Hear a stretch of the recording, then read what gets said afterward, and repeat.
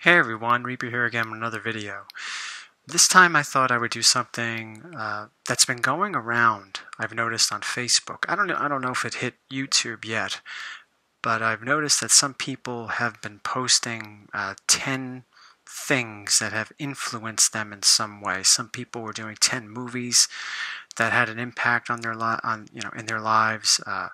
Some people are doing 10 comics or 10 music records and so forth. Well, I figured I would make a video showcasing the 10 comics that really influenced my collecting style, how I grew as a collector, and why I collect. To bundle all those things into one. So when I thought about this, now before I let you know, this is going to be, I'm going to show the 10 books, but this is going to be a real talking type video, so it might go a little long. For those that don't like those type of videos, this isn't the video for you. So anyway, as I started to think about it, as I compiled my list, I said to myself, okay, what 10 comics really made me enjoy the hobby, that have influenced me in my collecting or my collecting style? What 10 fit that category? When someone asks that question, it might seem like it's a hard question to answer. But for me, it really wasn't. I thought of a few. I probably had like maybe 15 books, but I wanted to keep it down to 10 to go along with the other lists that have been going around out there, and I thought 10 was pretty good. So I'm going to start showing off. I have my notes because I need my notes because I wanted to talk about these books rather than just post pictures of them. I might even do that, but I wanted this to be a more detailed explanation why these books are important to me and how they influenced my view of the hobby, my collecting, and so forth. Okay, so I'm going to start off with number 10.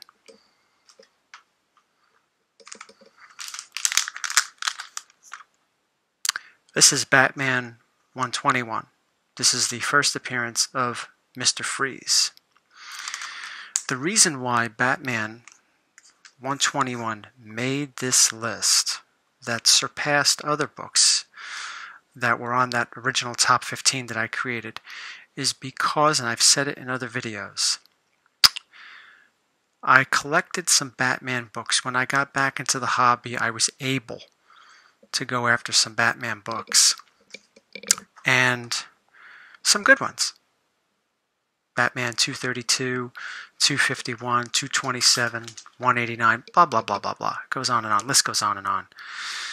But I felt that even though those books are legit, and I'm not dissing them, believe me, I'm not, but I felt that I lacked a real popular Batman villain's first appearance. Now, I'm not talking about any of those Silver Age first appearances or Bronze Age first appearances. There are plenty of them. But those are not really the first appearances of those characters. And I felt that I needed something, that I wanted something to really bring some legitimacy to my Batman family of books. And I thought that Mr. Freeze would have been a great addition to that collection. He was a character that appeared in the Silver Age, and like any other major Batman villain that appeared on the 66 show, if he or she appeared on that show, you were cemented into pop culture. I think even though that show has been off the air for 5 decades, or whatever it was, people still remember the Adam West show and remember the villains. Maybe they showed up a couple of times, maybe they showed up more than a couple of times, but remember those villains that showed up in that show. I'll talk a little bit more about this briefly, then I'll move on to number 9.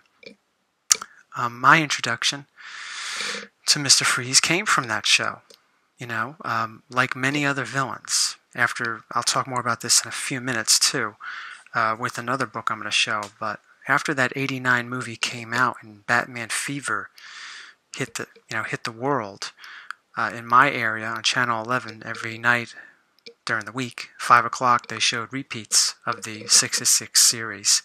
And that's when I became acquainted with Mr. Freeze.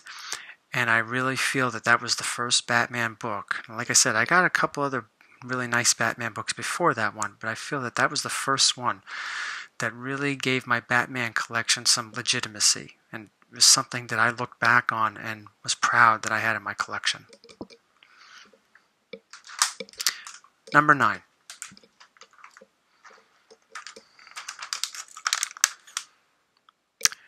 Giant Size X-Men number 1.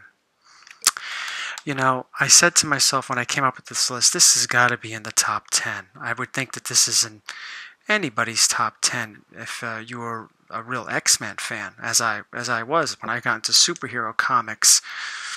The first superheroes that I was into was X-Men, and then I went to Spiderman and so forth, and I really enjoyed the X-Men. They had the cartoon series. I enjoyed the characters and so forth. But as I gave this book a little more thought, well, okay, so why is this one influential to me? What this book, when I look at it, what does it say to me? What do I get from it? Well, the reason why this book was most influential for me is because it's the start of the Claremont run. And I feel that this was the beginning, when it comes to X-Men, this was the beginning of showing a little bit of diversity in the team. Now, let me say this right now. I am not a social justice warrior. I am not. But I kind of liked the diversity that was started here. And it obviously evolved and kept on going from that point on till now. But I really feel that that was where it started, with Chris Claremont's run, the beginning of it with X-Men. Here we had a brand new team, because I said it before and I'll say it again. I'm not dissing the old team, because they did have great characters, but I don't think that those characters really had a chance to shine until Chris Claremont took over the title, and he took over the title with Giant Size X-Men. And gave these older characters new characterizations, but we're talking about the new ones now that were brought into the team with Giant Size 1. You had characters from all over the world, okay?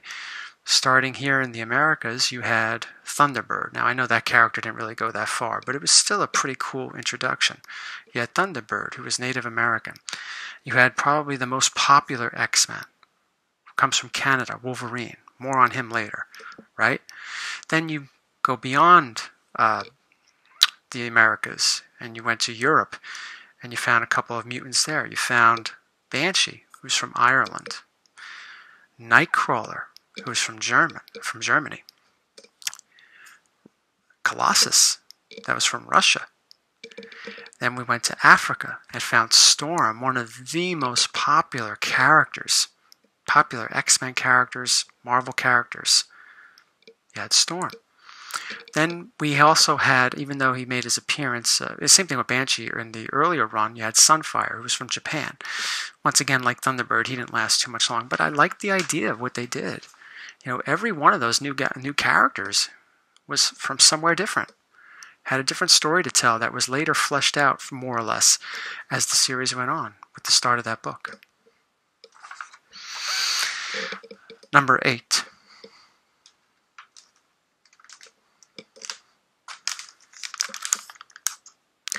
Detective Comics 140, the first appearance of the Riddler. If you have followed my channel, you know that the Riddler is my favorite villain. That's why he's on this list, okay? The Riddler is my favorite villain. From DC, from Marvel, that's a tall order to fill.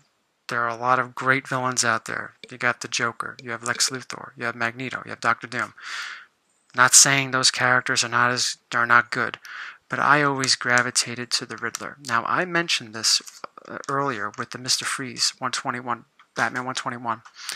I was introduced to the Riddler when after the Batman '89 movie of Michael Keaton came out, and I believe it was shortly after that. I don't remember. I think it was in the fall of 1989, when here in the tri-state area, New Jersey, Channel 11 started running the 66 series at 5 o'clock around dinner time.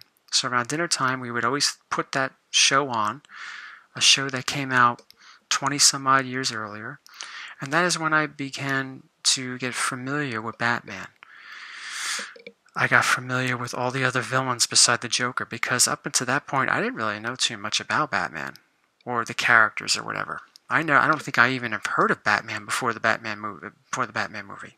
I knew of some other DC characters, like I think the first one I knew was Superman, right? Aquaman. I knew of Wonder Woman. I think I knew of the Flash, but some odd reason. But then again, I wasn't into comic books. I was only a little kid.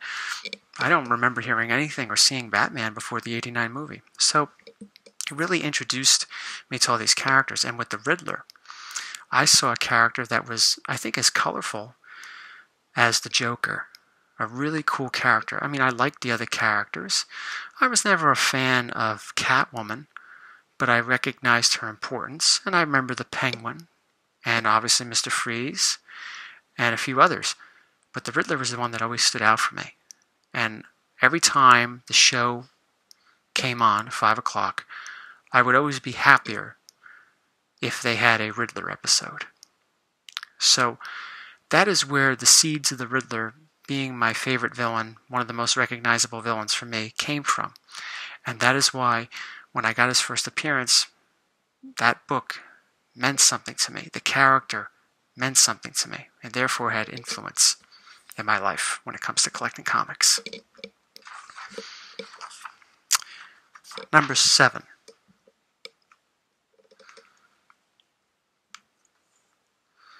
X-Men 141. The beginning of Days of Future Past. I became a superhero comic fan with this book. I collected the cards. We know that story. In the winter of 1992 into 1993. Marvel Masterpieces by Joe Jusko. One of my favorite artists of all time. Awesome. Very nice guy too. Okay? That started to really bring me into the superhero genre, because before that I was into horror, and I'll talk more about that in a little bit. I watched the X-Men cartoon.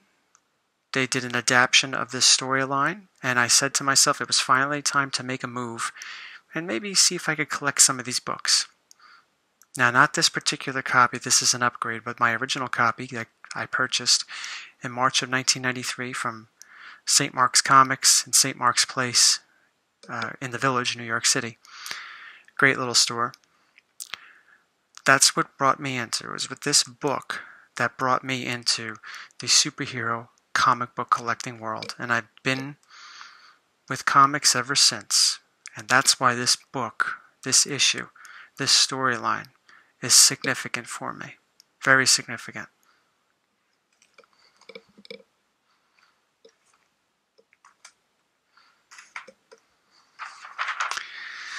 Number 6.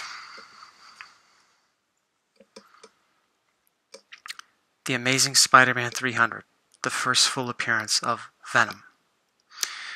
This I could tell you vividly about the day that I purchased this book back in 1993. It was a long time ago, but I remember it like it was yesterday. I remember the sights, the sounds, the smells, everything. That's how vivid it is for me. And for that alone, this book must be in my top 10. This book must have some sort of influence for me in my life. This book was purchased on December 30th, 1993, at night. When we went to, my parents took me to this little local comic book con. It's not really, it's like a little thing. In a hotel, the Budget Motor Lounge, off of Route 9, which no longer exists. It's a different hotel now. But every time I pass by, and I work not too far from there, I pass by that, what used to be that hotel, I always look there, and I say, that's where I got this book.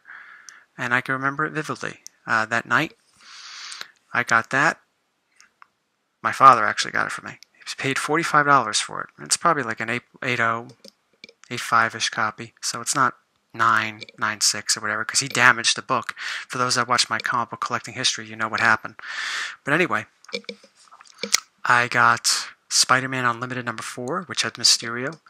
on the cover. It was a Mysterio story, and Venom, the Enemy Within #1. It was a great time. It was a great time. Now, much like with Mr. Freeze, I did have some Spider-Man books. You know, I had the first appearance of Mary Jane and a couple others. But to have the first full appearance of Venom, a book that I was very familiar with, collecting the cards and reading Maximum Carnage the summer before that, that was really important to finally get that character in my collection. So that's something that's very influential to me. But after that, I said to myself, well, what else can I get that would bring... Now, I didn't maybe ask myself this back then, but as I, in hindsight, thinking about looking for that legitimacy, looking to have that big book, what would be next after Amazing Spider-Man 300 that I could possibly get at my age back then? I was, early teen? What could I possibly get? And that answer comes in the form of #5. The Amazing Spider-Man 129, the first appearance of the Punisher. I've told this story a million times. I guess 1,000,001 wouldn't hurt. I wanted a nice book. The Venom was nice. But like I said earlier, I had some other Spider-Man keys. I had the first Mary Jane and a couple others. I didn't have anything really, really big. I had the first Morbius, but, I had a beater copy. I had like maybe a 3.0, and it just wasn't that expensive back then. So I wanted something really nice. Nice looking book and a really big character. And I narrowed it down to a couple Spider-Man characters, and this is the one I went for when I went to that con in the snowstorm, well, after the snowstorm rather, at the Sheridan in Woodbridge. And I wound up getting a very nice copy. Unfortunately, it had the Marvel stamp in it because I didn't think to ask, because I didn't know too much what books had Marvel stamps or whatnot, but very nice high-grade copy. Very nice. And this book went everywhere with me. I was so proud to have this in my collection. I think I even mentioned this. I took it to school with me one time to show a friend of mine that, because he was also into comics. He was into Marvel comics. And showed him. I might even showed a teacher there. But that's how important this book was to me. And I felt that my Spider-Man collection was taking shape. That I was finally able, I went over this one barrier. I was finally able to get a nice big book. And I paid at the time, I paid $150 for this. So, I'd say I definitely got my money's worth. #4. 2 months later. Now don't forget, I went from collecting X-Men to Spider-Man, but I would still collect X-Men every now and then, when I could. My two big titles were X-Men and Spider-Man. I became a big Spider-Man fan with Maximum Carnage in the summer of 1993, and I started getting a little bit of Spider-Man, and I would still get X-Men here and there. Excuse me. So 2 months later, in April of 1994, I decided that I wanted to get another big book. I was able to at that time, and I said, what better X-Men character to get other than X-Men #1, right? With those characters, what I could afford. What other X-Men is there to get, better to get than first Wolverine with Incredible Hulk 181, the first full appearance of Wolverine. I made quite a few videos recently showcasing this book. And those that have watched those videos know that this isn't my original copy. My original copy, like I said, I purchased it from a sleazy dealer up in Canada whose name won't be mentioned. But maybe some of you know who I'm talking about that go back to that time or before. But who failed to tell me about the lack of the Marvel stamp that my copy that I purchased from him didn't have it. So he failed to tell me that it didn't have it. Anyway, years later, I wound up upgrading it to this. I actually had another copy. I had a 7.0 at one point, but I sold it. But anyway, like I said, Wolverine is my favorite X-Man. I think he's a lot of people's favorite X-Man, and he's super popular. Truly a great character. Now, I had, obviously, back in 1994, we didn't have slabs, so I had the raw copy, and I enjoyed reading it. I would read it every few days. I enjoyed it that much. Was the story in this something monumental? Well, it's a comic book story, probably not. But I enjoyed it because my favorite character was in it, and he was making his first full appearance. And I wanted to see how that went down. I wanted to see what Wolverine's first full appearance was in the Marvel Universe. What was he doing fighting the Hulk? He's an X-Man. We find out. We're winding down now. Last three.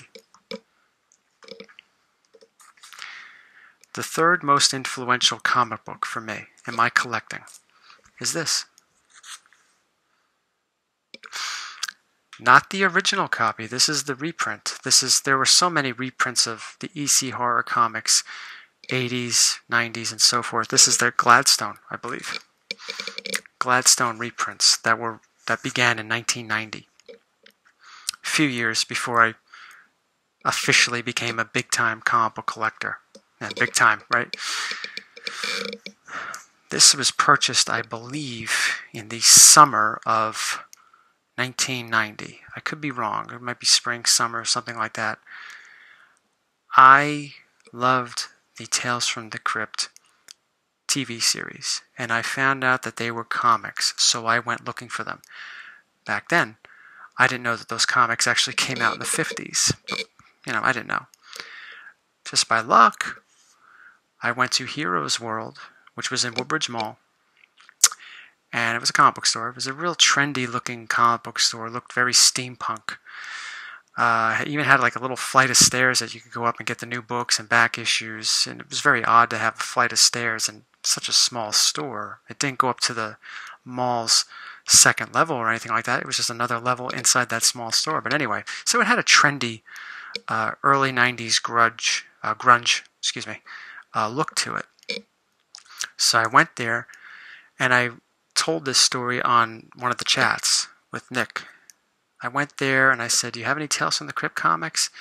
And he said, "Just got a batch in." And I was like, "Oh, wow, do you have the one where they were cutting each other's fingers off and stuff?" And the guy looked at me like, "Oh, I don't know, but this is the one I have." And I was like, "Oh, okay, I'll take it." Now, like I said, this is a reprint. This book meant a lot to me. This was the book that made me a comic book collector. Previously, my first comic book was the Batman 1989 movie adaptation. I bought it in the movie theater lobby right before the movie, and I read it before I saw the movie, so I knew the ending and all that stuff. I didn't care. That was my first comic book. And somewhere within a year later, I purchased a WWF wrestling comic book called Battlemania. And I liked it. I liked both of them.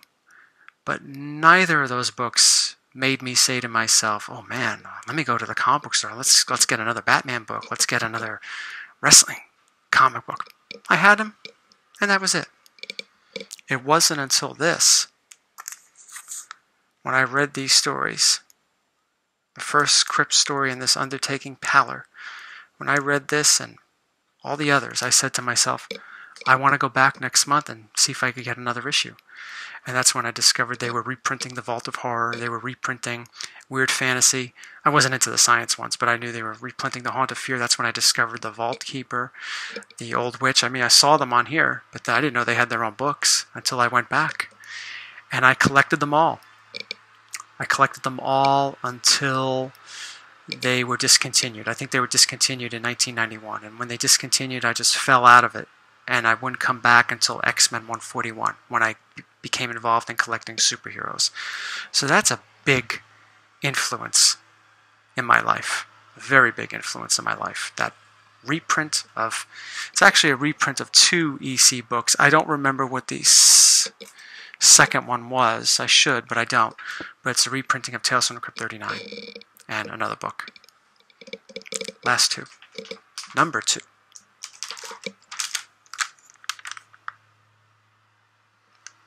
X-Men #1.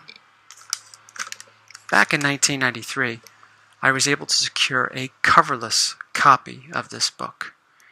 And being at the time a big X-Men fan, who wouldn't want an X-Men #1, right? Who wouldn't want it back then? Who wouldn't want one right now? They're great. It's great to have. But I remember I got it, and it was a real horrible coverless copy, okay? There are coverless copies, and then there's absolute shit. I had shit.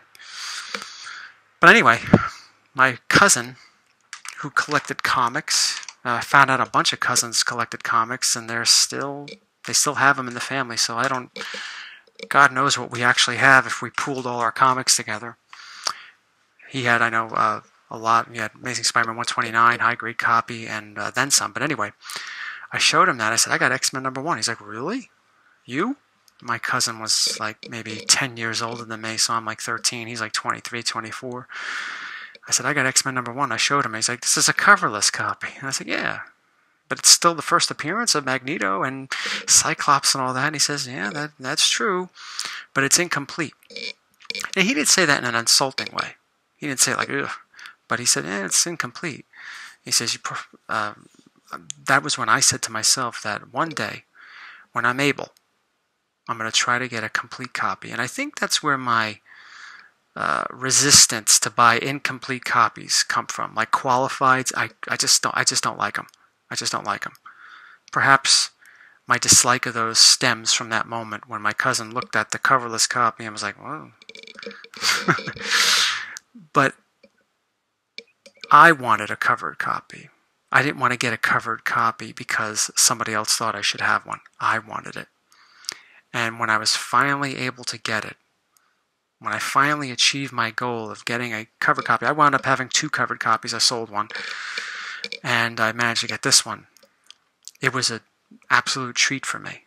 And it was a goal that I pursued for so long after that. You know, I didn't get my first covered copy of that till 2014. It's a long time. So it was something very nice about finally getting an X-Men #1 with a cover. My first copy, at least. And now for the last book, my #1 book on this list that had the most influence in my collecting. Amazing Fantasy 15. X-Men #1 was something that I would have loved to have gotten with a cover one day. For my coverless copy, I would love to have upgraded that to a cover copy. And I did. And I achieved that goal.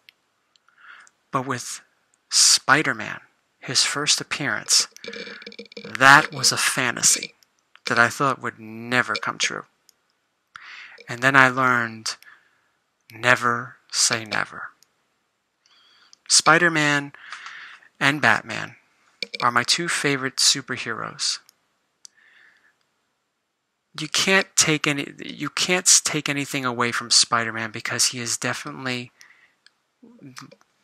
one of the top 3 heroes. I mean, sometimes, people may debate on what are the top 3 heroes, the top 5 superheroes in comics, and that's all debatable.